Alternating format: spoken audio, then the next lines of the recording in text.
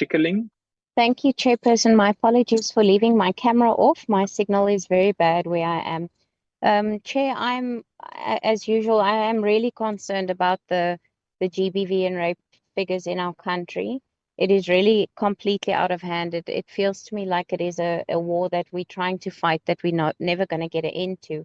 I'm really concerned about the fact that there are still police officers that are raping women in cells and next to the side of roads. And I mean, Chair, there are personnel, police officers in the Western Cape that have been involved in rape that are still working in police stations and that are out on bail that are working, and I think that is completely unacceptable. I don't think it's the right message that we're sending through to the community.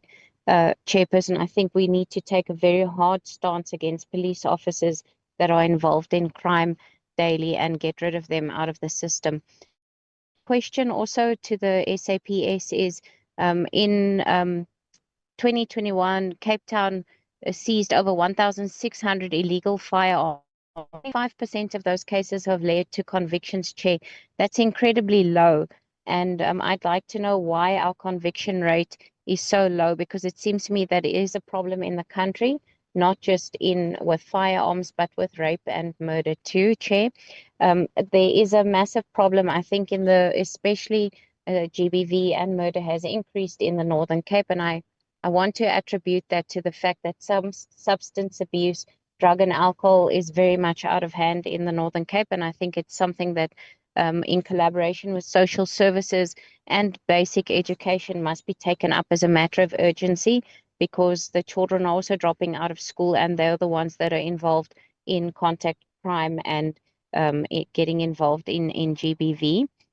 I would like to know what the SAPS is going to do to address that, Chair, and then what proportion of the arrests are leading to successful prosecutions, because and are the SAPS tracking it, and how are they tracking it? Because more often than not, when you speak to community members or to police members, they keep arresting the same people, and a week later they're out again on bail, or there hasn't been proper investigation into the case, and the criminals walking our streets. And I really think we're wasting our resources if we keep rearresting the same people over and over again.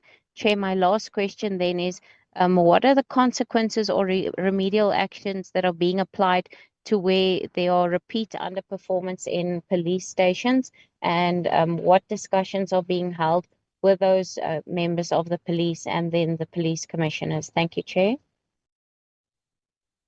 Thank you, Honourable Schickerling.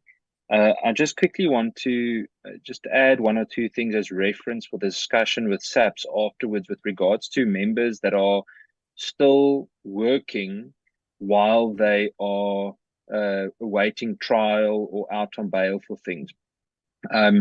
There's a specific member that I can confirm, a specific constable that is currently out on bail for rape that is still working at SAPS in Kuils River. There is a specific lieutenant colonel that is currently out on bail for attempted murder and for torture, who is currently the acting station commander at Steenberg in Cape Town. There is a warrant officer from Lentegeer in the Cape Flats that was previously caught selling dockets. He is back at work. He was also recently caught for drunk driving in Strandfontein. And then there's another one that was involved with who's a court ordinance of SAPS from Ballar SAPS, who's also back at work, that was involved with smuggling drugs.